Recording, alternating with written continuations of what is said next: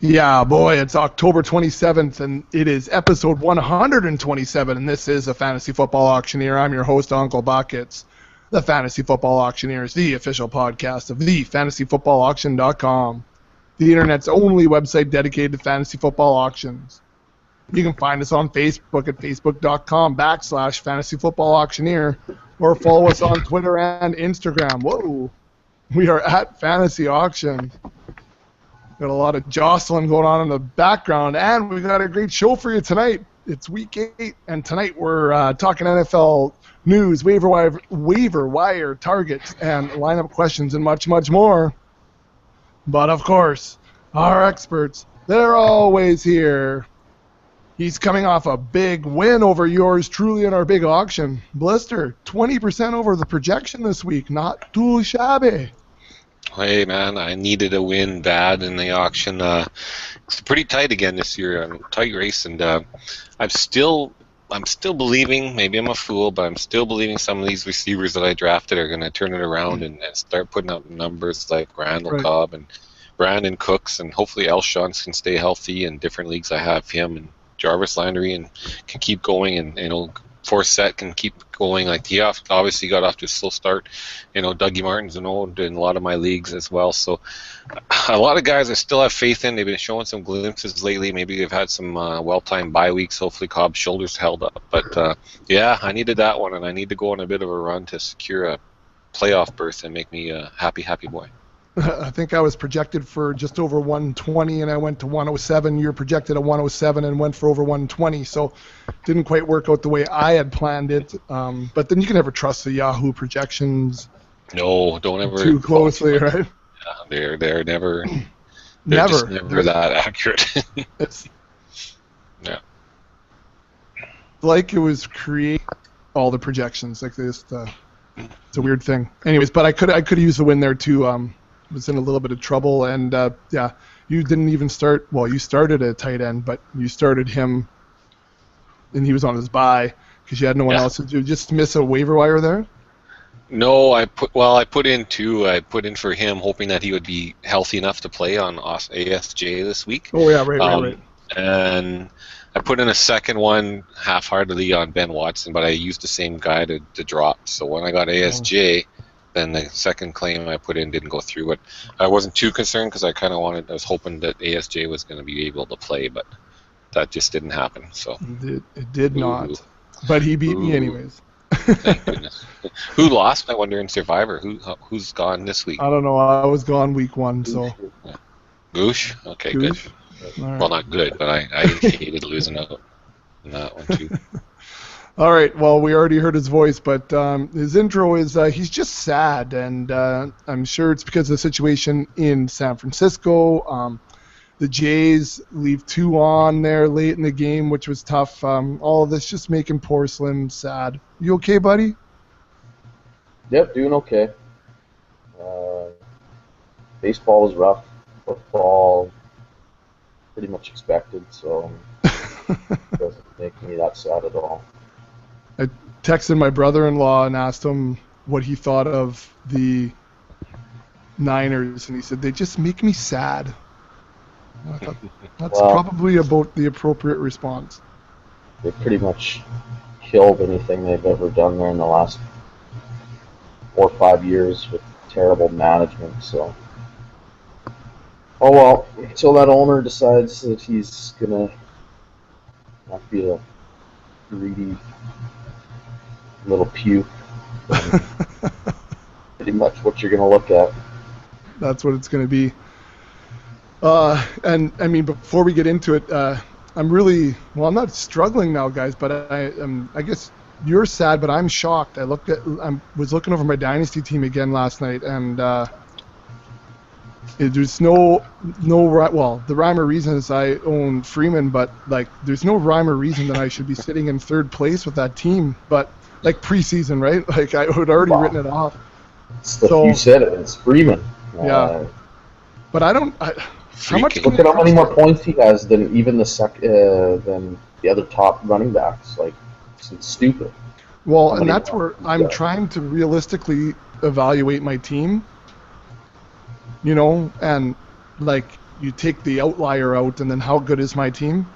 Because I mean, if you count as one guy being that much better than everybody else, then is your team really that good, or is that guy really that good? Like, am I the old Edmonton Oilers, or am I not? You know who has a worse team than you, but a better record? Yours truly. Do you have a better record than me right now in there? 6-1. Are you really? Yeah, it's awful. Like, I'm awful. It's awful, embarrassing, and then they pull out a win. And I just my running backs. This is so sad. That have been leading me to victory are none other than Theo Riddick and Charles Sims. That's my leading running backs. My receivers, Jordy Nelson.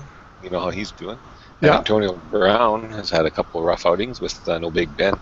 Yeah, so I just look at this every week and I go, oh, here we go. And then I look at it Sunday night. I'm like, I'm in what? I have a chance to win. I won. I just laugh because, like, this is there's no false hope here. Like, I know I should probably get in the playoffs at the rate I'm going, but I have no intentions of challenging for a title. That's weird when you're 6-1. Yeah. You're leading your division. It just ain't right. That's like I'm sitting at 5-2. I mean, we know Slim's got the team to beat. He's outscored everybody by a couple hundred points, and I mean, if you look at points at the points for, I guess, which would be the tiebreak, I'm sitting in 4th right now. But this shouldn't be. Unbelievable. This shouldn't be. So put out a couple feelers for. You interested in Monty Ball? Well. No way. It's not going to help me. It's not going to help me too much this season. No. But which season will he help you in then? Yeah. If you're building for next year. Yeah. Well, or. Yeah. I wonder what he's doing nowadays, like Monty. I mean, he was going to be the man who took Slim and I and yourself to promised land in a high-stakes league last year. I'm glad. This is good. This serves him right. He screwed us last year in the league, and now look at where you are now, Monty. You're not nothing. Probably making more than you now, chum. But that's too bad. Yeah, that's true. We might be. We might be. That's true. We're not rich, but yeah. All right. Well, before we get into too much more, guys, let's do the official intro into it. I just wanted to make the dynasty statement because it is shocking. I didn't look through your roster, Blister, but there's no way that the two of us should be in the top 4 then. What do you like of that roster? Tom Brady's my best player by 1,000 points. But not quite.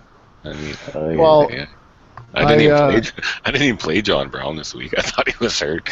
I won still. I played Josh Huff over him. I had no tight end in this league either. Bennett was on a bye. ASJ was obviously hurt. So. Oof. Well, I won this week because of a DST player and who else? Was pretty big for you. What's that? Calvin Smith was pretty big for you. Yeah, but also Gary Barnidge was a big contributor. Nice. Like the second highest scoring tight end. Oh, second to Gronk, that fella. It's ridiculous.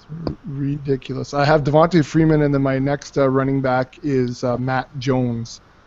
Look at Slim's Dexter team. McCluster. One guy that didn't make double digits. Vincent Jackson. I think he broke his spine or something in the first quarter. He probably still got more points than Josh Huff. Like unbelievable. It's like those guys. Like if they don't hit 20, they're disappointing for him. Like that's just like 200s. Just it's gonna happen every week for him. That's crazy. All right, let's get into it, guys. All right. Let's get into redraft stuff. All right, that's good though. It's good banter because we need to talk about that because it is crazy. Anyways, If you guys are ready, then I'm ready. Let's cock the hammer. It's time for action. All right, so we're gonna talk about Week 8. We're gonna roll right into fantasy news. I did realize that I didn't put anything about Arian Foster in the news. Does anyone want to just start with something about Arian Foster, or do you just want to roll on? Out again. Wow. Yeah, he's out. He's out again. Surprise. I actually feel bad, even though we called this pretty much before the season even started. Yeah. He was not gonna come even close to having a full season.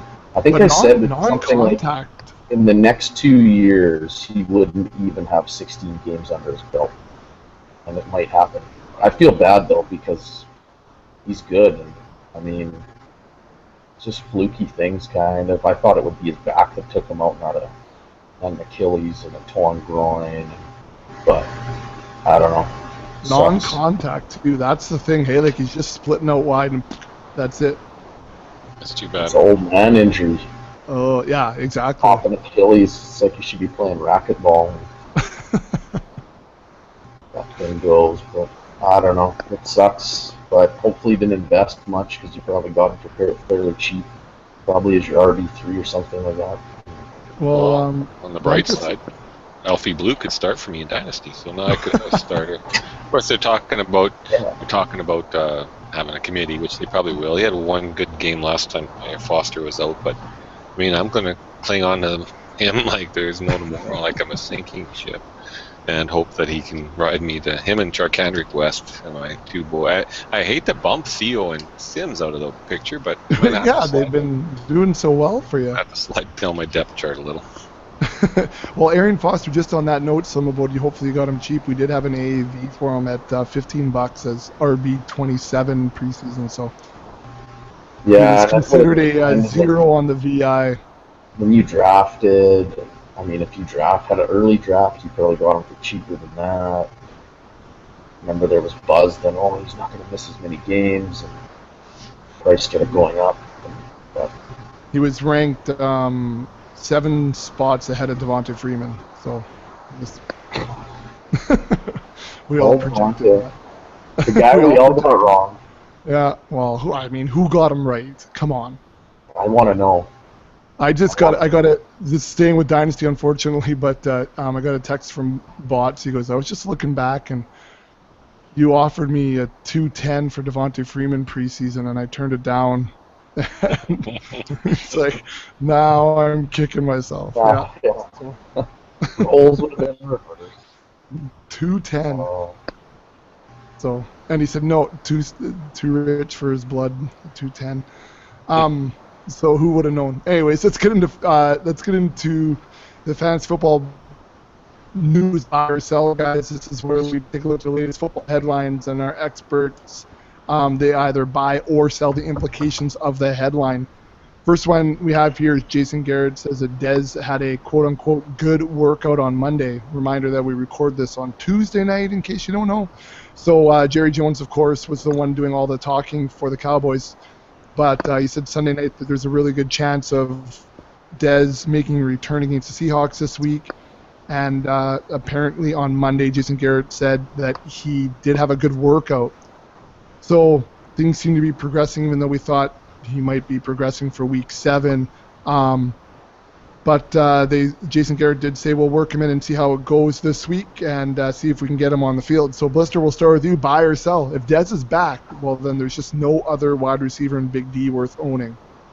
You know what? I'll buy that. I think if Dez doesn't come back, there's no other wide receiver in Big D worth owning. Terrence Williams is 51st ranked in PPR, averaging. Oh, he's just ugly. He's available, ugly. By the way, in Dynasty he's available.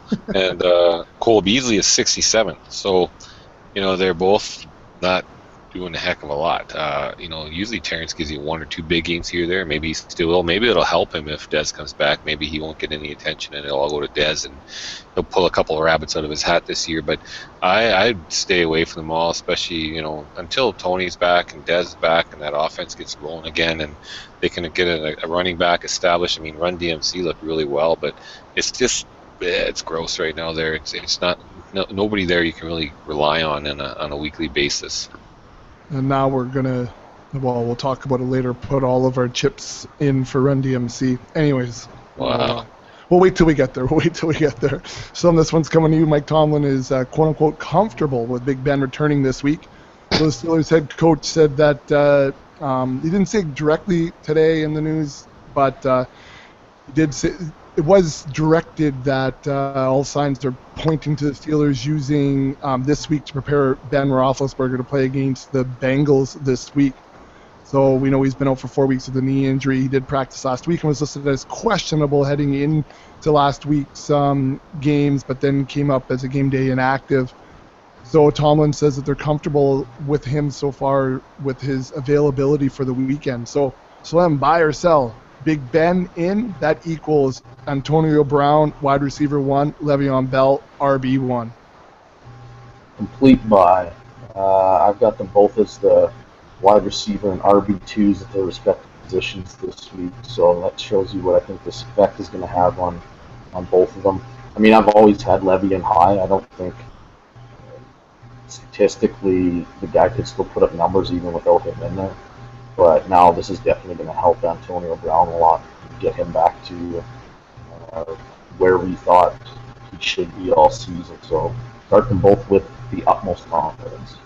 All right, start with confidence. Now one you may not be starting with confidence. Let's take a look at Darren McFadden, Blister. He's going to start for the Cowboys, like we mentioned earlier. So we have yet another starting running back this weekend. The announcement came from Jerry Jones, of course, during an appearance on 105.3 The Fan on Tuesday morning.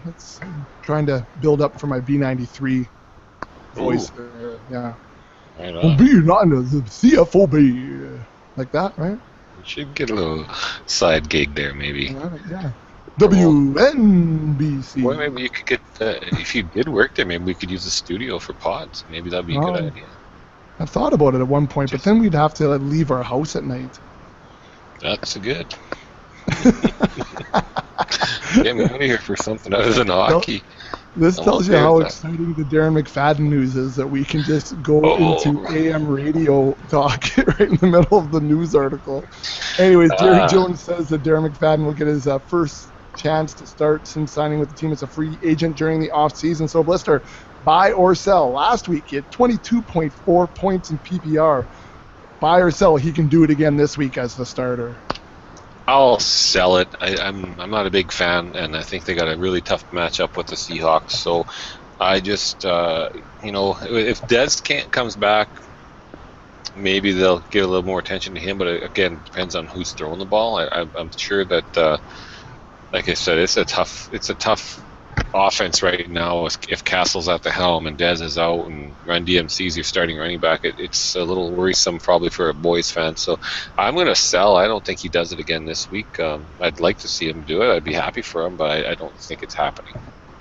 All right. Slim, coming to you. Let's take a look at another running back. The Redskins are not giving up on Alfred Morris. So against the Bucs for the third straight week, Alfie did not get it going running the football. He carried the ball 6 times for a whopping 5 yards. That's a 0.8 yards per carry. And that comes on the heels of rushing for 8 times for 11 yards against the Falcons and 11 times for 21 yards against the Jets. Now all off season, Jay Gruden was saying that Morris will be the lead dog despite Matt Jones and the emergence here of Chris Thompson. But if you take a look at the numbers, he actually still is rushing the football more than the other 2 guys combined. And they're going to have to get him going, Gruden says, and I guess they're still looking at him to be the lead dog. So, Slim, buy or sell? Matt Jones is more startable than Arfie. That sounds kind of Arfie. But he is more startable despite this lead dog stuff, even in standard leagues. Matt Jones, more startable than Alfie. I'll buy it. I don't think the catch is that Matt Jones to me isn't super startable either. He hasn't. In my dynasty, he is. Outside of his week 2 game, he hasn't really done anything. He's only broken double digits, got double digits 1 time. And that was in week 5, where he just scraped over 10 points in a PPR league. So. Yeah, he's not just going to be your clear-cut RB2 or something like that. But, I mean, he is outproducing Alfred Morris. It does look to me like Alfred Morris is essentially done in Washington. In a PPR league, you might even be able to make the case that Chris Thompson is the running back to own. But, yeah, I think it's just kind of a mess right now with the whole running game in general. So Hey, when the best gif of the week on Twitter is Kirk Cousins, then that's not going well for your running game. It's not FYI, going. did you guys did you see that video clip of him running off the field there? No. It's unbelievable. I posted it on Twitter. I'll go through. Actually, I blame JJ because I've been sitting on it for about 36 hours waiting for something to use it for, and then he went and just used it a million times today on Twitter and just took all the humor out of it, even though it was still hilarious every time. It's epic. It's epic. But, yeah. Well, in standard leagues, because that's what I was commenting on there, or asking you to comment on, Matt Jones is RB40 in standard leagues, and I have only the top 50 listed. Alfie Morris does not exist. So. Well, he's 58 in PPR, so he's got to be close to that in standard. I mean, yeah, I just have the top 50 listed here. Jones is 44 in PPR, so they're still pretty close. So, yeah, definitely in standard. I mean, Matt Jones is where Alfie's supposed to shine, right? Puts up more yardage. So Alfie's supposed to shine when it's standard. He's supposed to shine because he's still supposed to get 20 touches for 85 to 100 yards still. When you're getting 10 yards, it doesn't matter what league scoring you're in. That sucks. So yeah, true. Yeah, but Matt Jones to me has more touchdown upside. He can catch a few passes. He just looks more talented, even though he's not doing a crazy amount more than Morris. But at least he has a ceiling I guess his floor is slightly higher, but his ceiling is definitely higher. Definitely higher, yeah. So. All right, Blister, let's head back over to you. The Lions have fired their offensive coordinator, Joe Lombardi. So this, according to NFL.com, the Detroit Lions' ugly start this season has inspired major changes with the coaching staff. The team has fired offensive coordinator Joe Lombardi on Monday, and the Lions also fired line coaches Washburn and Heffernan. Coach Jim Caldwell has confirmed that, and I love the name Jim Bob Cooter. Oh, isn't that awesome? It's awesome. Will now take over as the offensive coordinator. So, Blister, buy or sell that the promotion of JBC, or Jim Bob Cooter, is going to help Megatron the most? I think so. I mean, you got to look at that offense and who's the one big stud type offensive player they got, and that's Megatron. And I think that he's got to start getting more looks, throw him more jump balls, just force feed him the ball. I mean, the offense has been sputtering, hasn't been doing well. Surprisingly, Megatron is a 10th ranked receiver in PPR right now. Obviously, some guys have a game in hand on him and stuff like that, but he's averaging almost 17 points a game in PPR, which is not bad. Like I would have guessed it was even going to be worse than that, but I would think that he's the man. He's got to be the focal point of that offense. I mean, the running game is really hit and miss. Theo Riddick's probably been the most consistent back they had all year, which is sad. So yeah, if he's smart and if he wants to keep a job in the NFL and last more than 8 games, then he should force feed the ball to Matt Stafford and from Matt Stafford to Calvin Johnson, and I think Megatron's numbers go up as we go through the second half here. Jim Bob Cooter. Yeah, it would be my fantasy team next year. Jim Bob Cooter. It sounds fake. Yeah. Right? It's a cartoon character name. It's not a real name. No, can't be. It's good. It's awesome. He should be on Dukes of Hazzard or something, right? That's what it sounds like. Yeah. Well, I guess Cooter. That's too obvious. Sorry. I'll take that back. We'll go to the last news item. There were a bunch of news items. I just tried to pull what I thought was relevant, guys. So the last one's coming to you, Slim.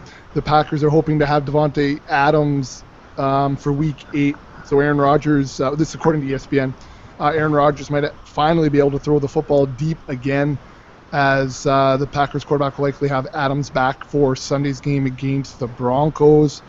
McCarthy said he's expecting Adams to play in the matchup of the 6-0 teams, and he has missed. Reminder: he's missed the last 3 games because of a recurring sprained ankle that dates back to Week 2 and includes the bye week. So Slim, buy or sell Devontae becomes an instant wide receiver 2 this week. Sell. Tough matchup.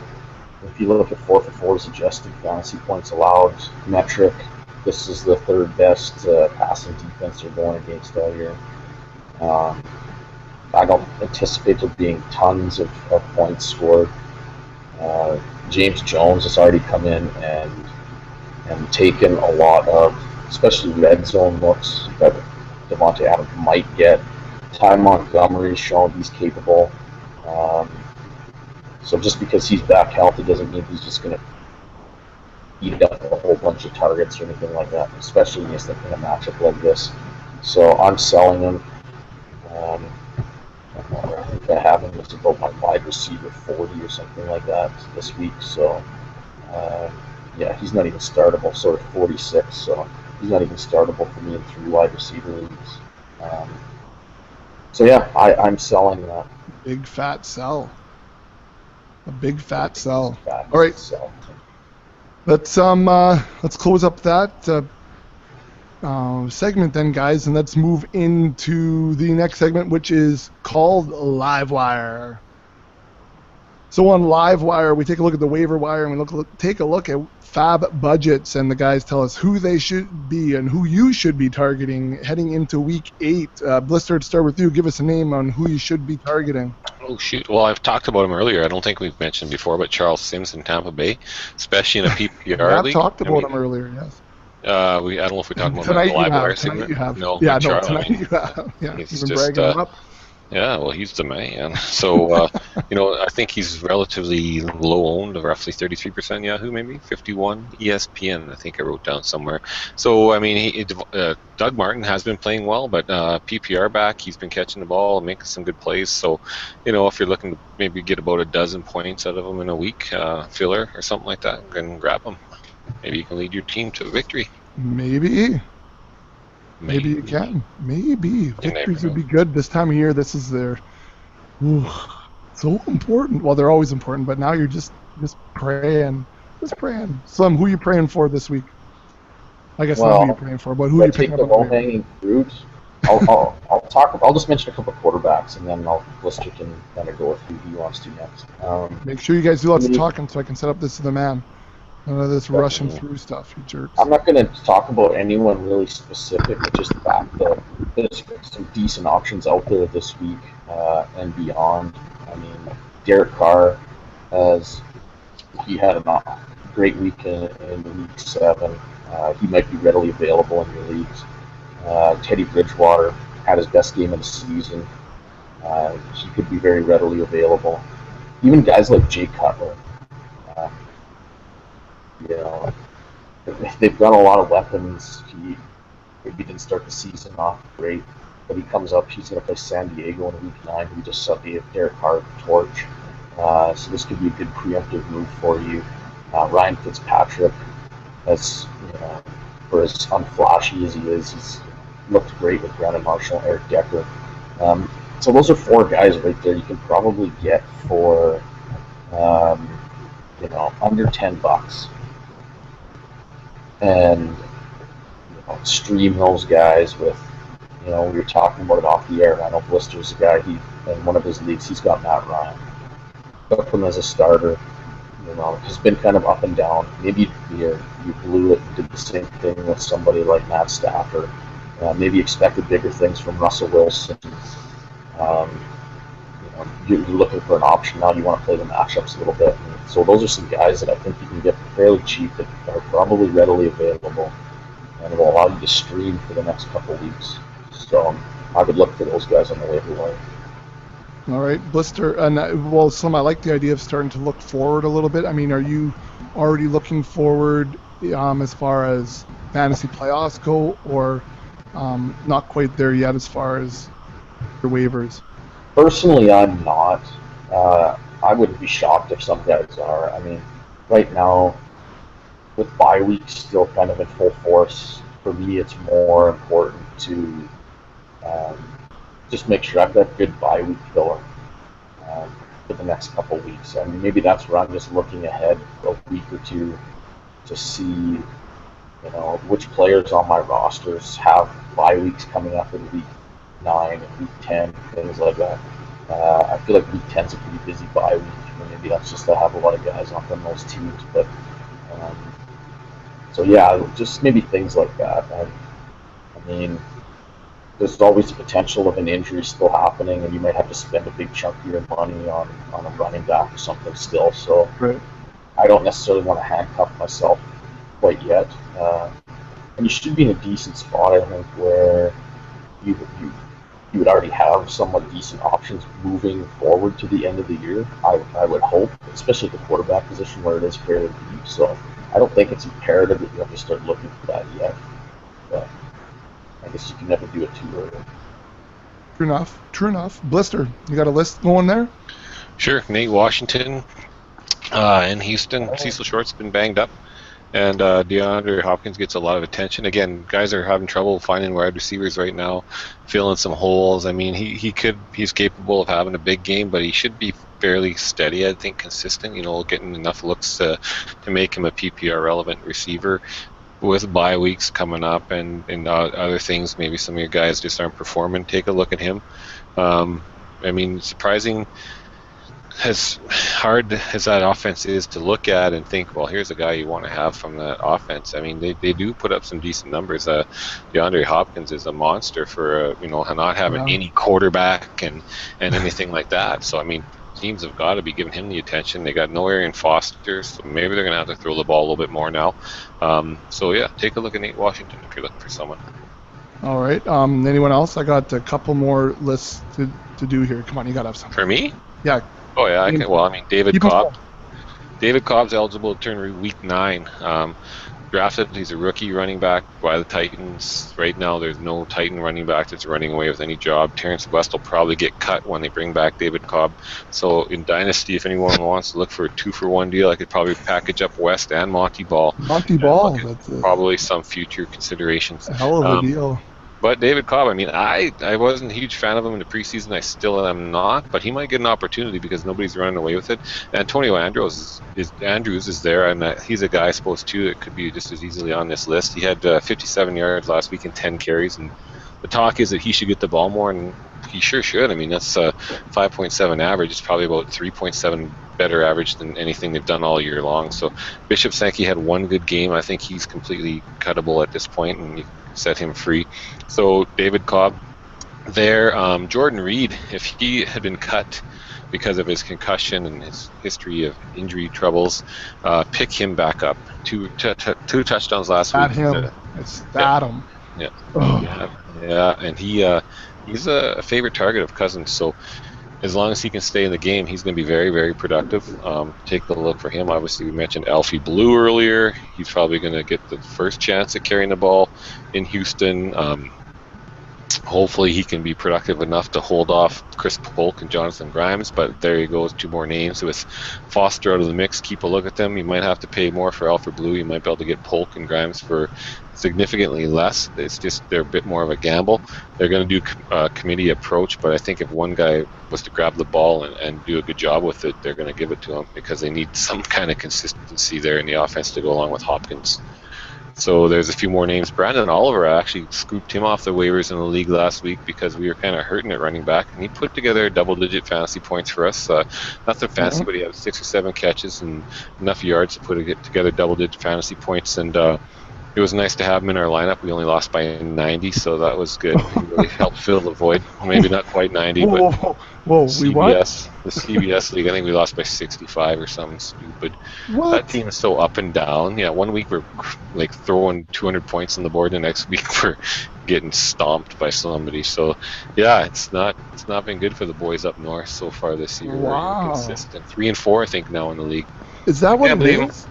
I can't believe my cousin Vinny, the commish, he went from the outhouse to the penthouse this year, and his team still looks like it should be in the outhouse, but he's like, it's unbelievable. His record's unbelievable. So, yeah, that's what we're doing. No, that's no good. Yeah. I don't like to hear any of that. I Okay. guess you shouldn't know. It's not good. No. All right. So there was some waiver wire talk. We're also talking about next week getting into a little bit of our take a look back at preseason and who we had ranked high and who, who's worked out for us, who hasn't. So be on the lookout for a little reflection piece next week. But we'll move into our final segment for the night. This is where we pit expert versus expert. This one's called This is the Man. So in This is the Man, we pit expert versus expert in a head-to-head matchup of sterling competition. I don't know. I did something nice last week, and I don't even remember what I did, but it sounded good. So I was trying to do something good this week, and obviously it didn't pan out. But we take a look at matchups of guys that are, not the obvious starts, but guys that, if you're streaming quarterbacks or if you're looking for a wide receiver 3, that type of a thing, and guys you should be looking at. So the guys go head-to-head, and they project who they think will score more points into this week. It is a year-long competition with 24 suds at the end of it. Heading into week 7, Blister was a little bit behind. We'll just leave it as that, and let's just reflect back on week 7, guys, and see how you did. I think the scores were pretty good, but Blister didn't gain anything back because, unfortunately, he didn't split anything. So week 7 looked like this. At quarterback, both of you took Blake Bortles over Matt Stafford, and you were incorrect there, and Stafford had a pretty good week, especially for Matt Stafford. So no points scored there at running back. Kristen Michael versus Theo Riddick. You both took Theo Riddick, and you were correct. Kristen Michael, for having some buzz last week, was a real dud at 3 points in PPR. Second running back position, both of you took Charles Sims over Isaiah Crowell, and you were victorious there despite Sims not being great, Blister, right? Yeah, he wasn't great. Anyways, you guys score points there. Wide receiver position, both of you took Stephon Diggs over Golden Tate.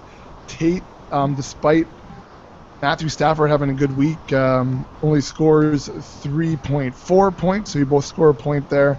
At the second wide receiver, we had Terrence Williams versus Jarvis Landry. You guys both took Jarvis Landry, and he was huge in week 7. At the tight end position, you both took Jason Witten over Benjamin Watson, and you were correct there. At the flex, you both took Tavon Austin over Dexter McCluster, and Dexter scoring a little more than Tavon. And then finally at the DST, we had the Patriots. You guys both took the Patriots over the Chargers, and in a real barn burner, the Patriots score 4. The Chargers score 1 point against the Oakland Raiders. Raiders really lit it up. So anyways, you guys both score 6 points on the week, so 6 of 8, good week, but no one gains any ground, or Blister doesn't gain any ground. So we're gonna move. We're gonna move our way into week 8, and Blister, loser starts, right? Yeah, that's me. Loser out. Sorry, go on. Tough way to start here too. Holy man. Oh, hey. Andrew Luck going into Carolina, a tough defense, and Andrew Luck hasn't looked wonderful. And Brian Hoyer, Tennessee is also a highly ranked defense this week. So the overall score heading into week 8 here is Slim 29, Blister 21. You got 8 points to make up here, Blister. Hopefully I gave you enough to get some splits. Well, if I knew what Slim would take, I'd try to take the opposite one here. But all right, Blister, you're up first. Andrew Luck or Brian Hoyer? Yeah, I don't like this one at all. I'll take Andrew Luck. I guess I have a hard time taking Hoyer, but I know it's going to be a tough matchup. I just think that he's got a lot of options, and that Norman can only cover one of them. So I hope that there's enough other options that they can get open, and he can get some numbers. Even last week he had a pretty rough start, and he threw up some good numbers near the end. So I'll go with Luck, not real confidently. Reluctantly. Slim, how about you, quarterback? Andrew Luck or Brian Hoyer? I'm going to go with Andrew Luck, too. It's not a good matchup. Carolina is a tough defense to play against, but you know what? Tennessee's actually no slouch either. They're the 8th toughest fantasy defense to play against, according to 4-4. So if we have two guys like this going against 2 tough defenses, I'm going to take Andrew Luck because he's the most talented quarterback of the 2. I don't care if he's got to throw with his left shoulder. He's probably more accurate than what I saw from Brian Hoyer the last couple of weeks. Yeah. And I just put that in there to prove to not be cute. just because, Luck's been not good and Hoyer was okay, then this don't be cute. You still got to play your guns. You drafted Andrew Luck to be your starter.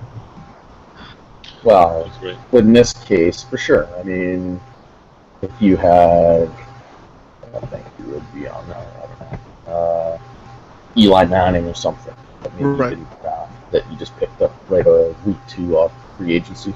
Yeah, you might start Eli this week. He's got a pretty good matchup going against the Saints, but yeah, in this case, not like Brian Hoyer's playing the Saints. He's still playing a tough defense. Believe it or not, Tennessee is pretty tough fantasy defense. Go figure. Well, I will tell you this, that my good friend over at that network site does have Hoyer as QB 11 this week. Wow. QB 11. And his counterpart has him at QB 13. Wow. Just saying. My buddy over there at the network, Hoyer at 11 and Andrew Luck at 15. Well, I'll say I got Andrew Luck pretty low at 14, but I just have Hoyer. You don't have Hoyer at 11 though. No. No, otherwise I would have picked Hoyer. But yeah. Hoyer's still a bottom end QB2. Say that. All right. So we're going to go to running back position here, and a name that is high up on, again, the network site as far as running backs go, and trying to get something going on the ground in New York. Orleans Darkwa from the New York Football Giants. He is at the New Orleans Saints, or James Starks at the Denver Broncos. And it's you, Slim. Well, to pull a page out of George Costanza's playbook, I just want everyone to beep, back it up a little bit. Orleans Darkwa, this flyer flavor of the week. That's awesome, great, but I mean, it's still a four-headed monster in an ugly backfield. So if he gets more than 6 touches, I mean, that's a lot. Like if you set your over/under, you might set it to 7, 8. I don't know. Maybe that's even high. So I'm going to go with James Starks. Eddie Lacy hasn't looked great. They get some sort of a lead. They might try and pound the ball a little bit in the ground. Starks could have more success than Lacy. So I like the fact that he should get considerably more touches than Orleans Darkwa. So I'm going to go with Starks. All right, Blister, how about you taking Darkwa or Starks? I will take Starks as well. All right. So listed on that network site as RB24 Darkwa. Just consensus 26. It's interesting. Just I like to compare where we are and our suggestions with the guys who do this full-time for a living that are on TV. See what that looks like. Anyways, Blister, this one's going to you, running back again. Chris Polk hosting Tennessee, or Melvin Gordon at the Baltimore Ravens. Oh, you got some tough matchups this week, Bex. I'm going to go with Melvin Gordon. I'm hoping that Alfred Blue gets the start here. So I'll hopefully Melvin Gordon plays and holds on to the ball and doesn't piss everybody off and does a better job. All right, how about you, Slim? Are you taking Gordon or Polk? Well, I'm going to take Polk. I've been beating the drum for him a little bit, and I'm not sure what the Melvin Gordon's injury is going to be like. He did end up coming in last week. It wasn't supposed to play, but the San Diego running game is horrendous, which is part of the reason why we see Danny Woodhead putting up points, because he's literally the best option that they have, and they don't have to run the ball. We also see Phillip Rivers has passed it. I think the last saw a stat on Twitter today. He's averaging 10 more pass attempts than the second highest guy over the last 4 weeks, which is a crazy number. Like, it's over, I think, 52 pass attempts a game he's averaging. So he could very well do the same thing. Well, if you look at weakness is their pass defense. So I like Polk. I think he's more talented than Alfred Blue. I think they could end up splitting touches this week. I thought I'd just pull that up really quick. Philip Rivers' pass attempts right now 312. Joe Flacco is the second with 287. So, and then it's 270, 260s, 250s. Like, you know, Drew Brees is 253. So he's got 60 more attempts there. 50 more than Matt Ryan even. Kirk Cousins at almost 270. Slinging it out there. Okay, so sorry, you're taking Chris Polk. So I thought that was an interesting one because it's waiver wire guy versus guy you drafted to be RB1. So I'm happy you guys split there. That's good. Wide receiver number 1. What's that? I said I hope you didn't draft Gordon as an RB1. Oh, you know some guys did. Come on. Well, hopefully you didn't listen to it on this pod. Yeah, well, just let's want to take a little look, see where we had Melvin Gordon. We had him as RB 24. 24. You had him at 25. Blister and I both had him at 22. All right. I don't know why that number stood out to me, but I just figured that. That was good. I swear to God, I didn't even look. Well done. Well done. So wide receivers, Slim, this one's for you. Marvin Jones at Pittsburgh or Anquan Bolden at St. Louis? I'm going to go with Marvin. I think I like AJ Green this week. I think Pittsburgh could. I don't know what they can do, but with that bad secondary, but they're going to try to do whatever they can, probably to stop him. We saw what happened when Buffalo tried to do that. It left a ton of opportunities for Marvin Jones. Kaepernick is going to be running for his life pretty much every snap, I think, against the St. Louis defense. So I don't know how many chances they can get to throw the ball down the field. So give me some Marvin Jones shares, please. All right. And Blister, how about you? You taking Bolden or Jones? I'm taking Marvin Jones. I think that St. Louis defense is a little tougher to play. So, yeah, good old Pittsburgh-Cincinnati battle. All right, Blister, staying with you. Let's take a look at Nate Washington. A lot of this game with Houston and Tennessee, and his opponent is Malcolm Floyd at the Baltimore Ravens. I'm going to go with Malcolm Floyd. I think he has a good chance. The Baltimore defense, passing defense, is 31st. And like we just talked about, Philip Rivers liking to sling it around a bit, so I'm going to try take my chances with Malcolm. All right, how about you, Slim? The waiver wire pickup of Nate Washington or Malcolm Floyd? I will go with Nate. Like we saw last week, they tried to just shut down Hopkins, and they did a pretty good job. They limited him. But it just left tons of wide open passes to be completed to Nate Washington. I think, if I'm not mistaken, he could score 2 touchdowns. I could see this could become, not that he's very talented, but DeAndre Hopkins is just that good that he needs to be drawing double and triple coverage every time he runs a route. So I think this is going to create some opportunity for Nate Washington for the rest of the season. Nate Washington last week, 16 targets, 9 receptions for 127 yards and 2 scores. Yeah, so I'm going to go with him. PPR wide receiver. Based solely on the potential volume. 16 targets, huge. Oh, it was ridiculous. I watched a lot of that game because as you know, I own DeAndre Hopkins, so I kind of like to watch what he does because he's cool to watch. It's a freaky nature, but Julio, the only guy with more targets last week at 17. All right, so we got a split there. Nice. We're going to go to tight end position now. Let's take a look. So this is you, Crockett Gilmore at hosting San Diego, or Kyle Rudolph at the Chicago Bears. Bears. That Michael Jordan episode was on SNL on the weekend. Oh, yeah.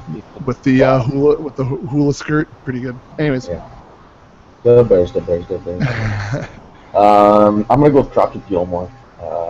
There could be a lot of passes being thrown in this game. So I'll take the guy that hopefully be on the receiving end of a couple of those. He was targeted a fair amount against Arizona, so I like that. Yeah, he was. I watched that too. So, Blister, how about you, Kyle Rudolph or Crockett Gilmore?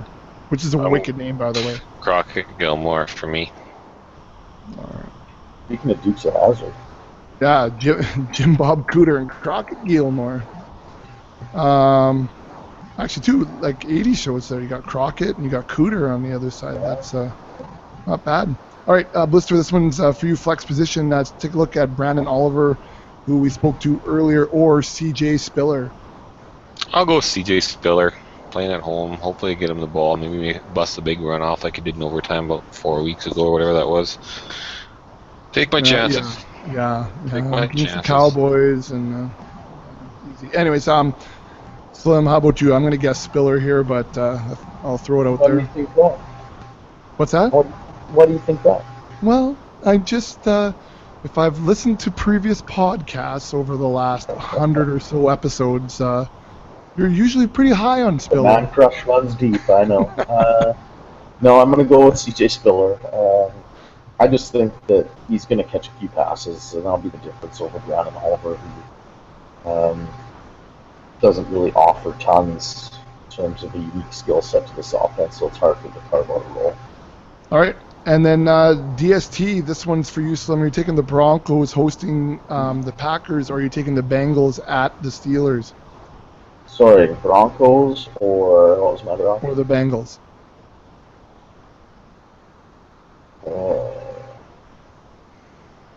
Making them think. Okay. Yeah, you know what? I'm going to go with the Broncos. They're just a strong defense overall. I don't know how many turnovers they'll force on Aaron Rodgers, but they might be able to generate a few sacks. Well, I'm sure they'll generate a few sacks, and if they can get a couple picks, they also score points too off of those turnovers, which I like. So that would be the only way that Denver put points on the board this game, So other than McManus, but I'll go with Denver. All right, and Blister, to finish this Week 8, this is the man off, Bengals or Broncos? I too like the Broncos. All right, well, Blister, we got a couple of splits here, so you can gain a little bit back for Week 8. Yeah, I just wish I would have picked Nate Washington, though. See, what's wrong with me right now is I'm trying to set lineups on FanDuel, and I really wasn't looking at the team. The name's too good, so that never it's my own happens. fault. If I'm going to be buying... I'm buying a 2-4 that I gotta try to win a little bit of money here to pay for it. That's you take the good, you take the bad, you take them both, and there you have, right? Sorry, I don't know why I busted into that, but that is different. You get an 80 show. Yeah, that's it. It's a theme. I'm gonna have to put something like that on the old cover. So let's just recap in Week 8. You're both taking Andrew Luck over Brian Hoyer. You're both taking James Starks over Darkwa. You are split at the second running back position. Slim's taking Polk and Blister is taking Melvin Gordon.